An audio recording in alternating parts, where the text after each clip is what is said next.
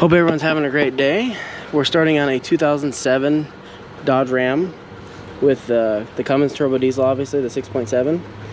And this one, we're putting an EGR valve in it. I looked up the code per the testing. All it says is replace the valve. The possible causes, EGR valve. So I've already looked at the connector. I mean, check the obvious things, you know. And the way that I've noticed on these two, you can tell is, see how this valve is real close, the motor is close to the valve. I think this is a genuine valve. This has a aftermarket warranty and they paid for this. They sent us the parts. Kind of weird, but whatever. But this is the updated design that I've noticed. So let's get started and get this thing done. That's not a very good spot to put the camera. So first we have to pull this shield off. As you can see, someone's put a beautiful, nice bolt in there. I should have an extra one. I'll try to replace that. Something not so wrong. So hopefully you can see a little bit right there. Let's go ahead and get these off. We'll take this one. 1, 2, 3. Then we have the 10. Oh, that's 11. Look at that. And don't forget, if you like this, to like and subscribe, please. That's not even the right thread. You can see someone put that in there. It's supposed to be that. I have tons of these bolts, so we'll be replacing that. I'll just put the proper one in there. Now we don't have to take that off, we'll just slide it over because we're going to be right here. So we're going to unplug it so you can see, try to get a better picture. Oh my goodness. Okay. And then we have an 11 right here. You don't want to take the nut all the way off. I'll show you a little trick. Really nice about these. Okay, and now we have some 10s. Assuming no one's messed with this. We have 1,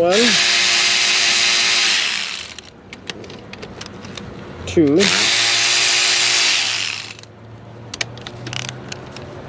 3,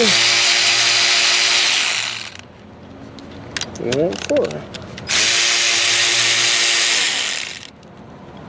Okay.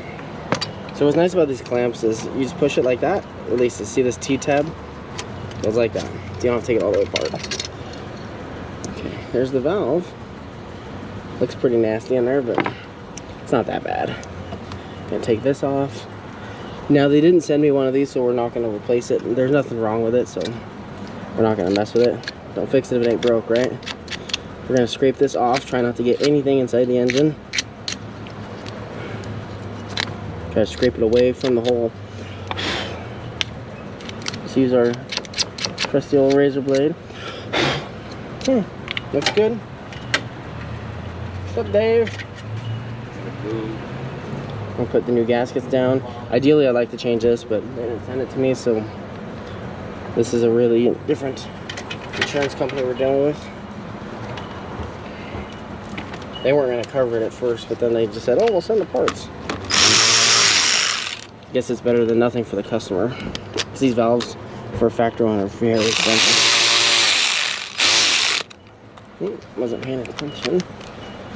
Okay. And then you want to make sure you line the gaskets back up before you put the bolt in, so that they're not screwed up.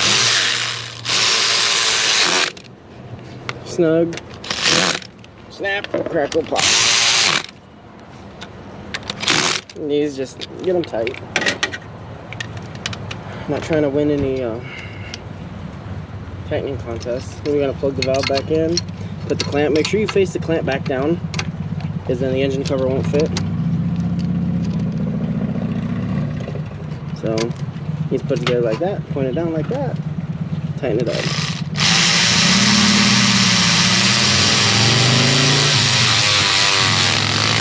Okay, there you go. And put the cover back on.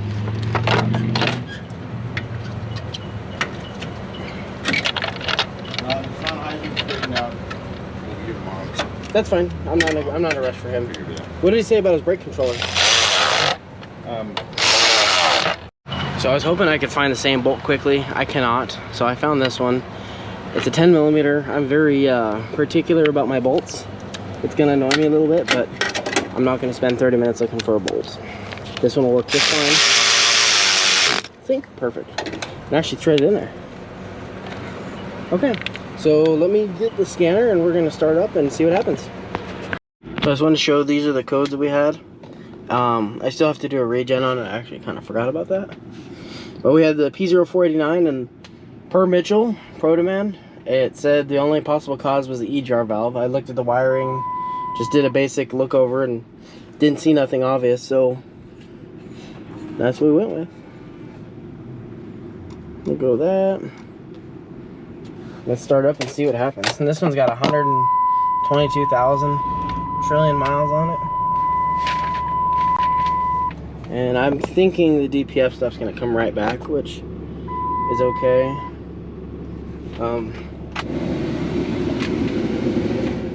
We'll just have to see what happens. These things are pretty sensitive. I just don't want to drive it and get stuck. So I just wanted to show, sorry about the glare. Can't get away from the sun, but we have no codes. We're able to see no codes present. We're going to check the monitors and see what's going on. Usually these take a little bit to run through the EGR, so I'm not expecting it to, but that'd be pretty nice if it did. It seemed to run okay. It smokes a little bit more than I like. It might have a tune in it or something, but you know, at this point EGR is not complete. We haven't ran nothing through there. You know, there might be a tune in it or something, but it seems like the warmer it got, the less it started smoking, so it might just be buildup for when the valve maybe got stuck, hung open a little bit. I'm not sure, but it seems to be okay. We're just gonna have to, I can't do a regen on it because I don't have any codes for the DPF. The Dodges, they don't let you do that, so just gonna have to give it back and let them drive it and see what happens, but it should be fine. I'm sure there'll be more stuff on it though. But hope you have a great day, and thanks for watching. And if you haven't, don't forget to like and subscribe and comment if you want. Thanks. Bye.